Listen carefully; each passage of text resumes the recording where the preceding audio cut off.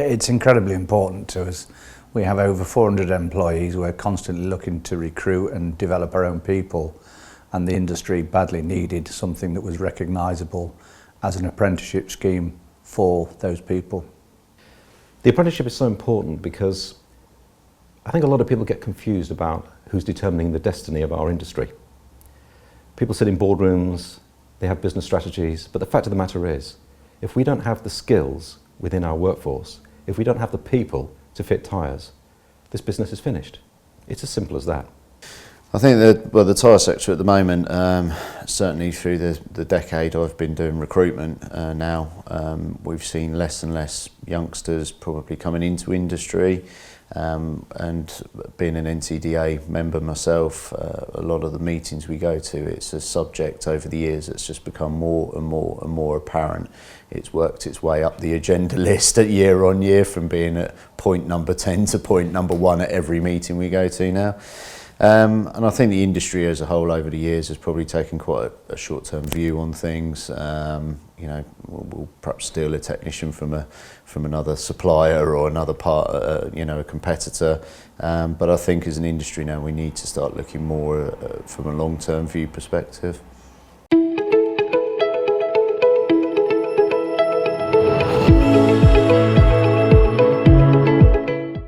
Well, both Lodge and the industry share the same problem, which is attracting the people in the first place, but also giving them a very specific route that they can follow as a career development. We've tried very hard in the past to market our own business, but also the industry, as being a worthwhile career, and that has been supported tremendously by the introduction of a proper, recognisable apprenticeship. I think there are misconceptions around apprenticeships. Obviously, the delivery models for apprenticeships have changed several times over a period of years, and I think a lot of people just aren't up to speed with what's happening now and how accessible apprenticeships actually are under the new schemes. I think also there is a drive towards recruiting people who are experienced, and people forget that if they don't invest at an earlier stage and actually bring people into our industry and develop them, then we just won't have a workforce going forward. All the employees now have got the same challenges around apprenticeship. I don't think it's been branded well from an early part of school education, and I think all sectors now are screaming out for young people to join. The motor industry has its own challenges. In fact, that if you're a big brand with a big name, most people have heard of you, but if you're in a certain sector, some people don't even see you as a brand at all. I think there's definitely some stigmas around, not only in the tyre industry, I think the automotive industry as a whole. It's probably seen as really hard work, not excellent pay, working conditions can not be at their best sometimes. However, there are some exceptionally good environments to work in, some good payers. So, and I think as an industry as a whole, we're not particularly great at projecting that out. Certainly at grassroots level, you know, if you're talking about schools and colleges, and you know, there was a very much culture around, you know, people going to university and stuff like that. And I just don't think as an industry we project ourselves very well. There's other industries out there that do it bigger and better. And I think it needs a bit more of a round table view of how we, you know, project ourselves out there to try and attract more people to our sector.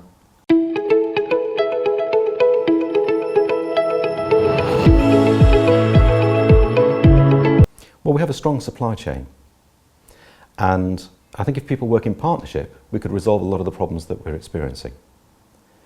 Distributors work very closely with manufacturers and wholesalers. We have some excellent suppliers within the network, and of course we have some very strong training providers.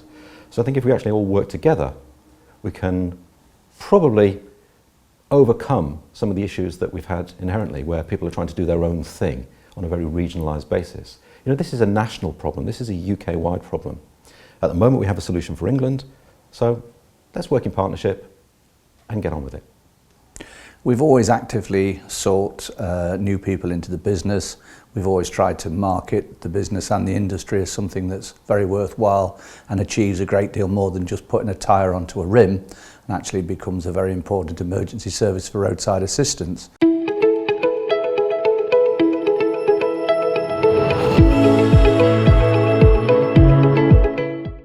Staff retention tends to be a great deal better once people have a set career path. They know they're being trained, they know they're being invested in. Another huge benefit to us has been that we get an upskilled person, we get the right type of behaviour, skills and attitudes to make the job not only work, but work to a high standard. And the third one is that it makes recruitment easier in the first place if people do see that there is a proper career path and an apprenticeship in place.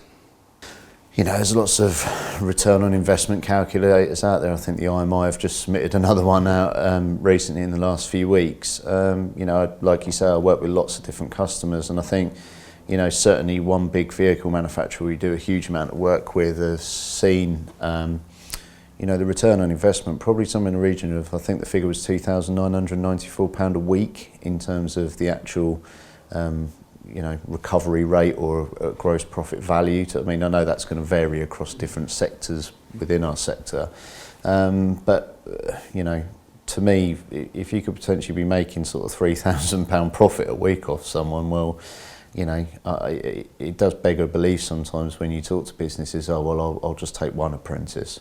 Well, if you can make that sort of money, why would you not be taking 10? You know, it's, you know, because you know, they are cheaper. There's a lot more effort has to go into them, but you know, they can become productive a lot more quicker. You know, if you start looking at more senior, you know, master technicians, stuff like that, actually their productivity generally tends to drop a little bit. So yes, they are expensive, but you're paying for that expense because of their knowledge and their skill level.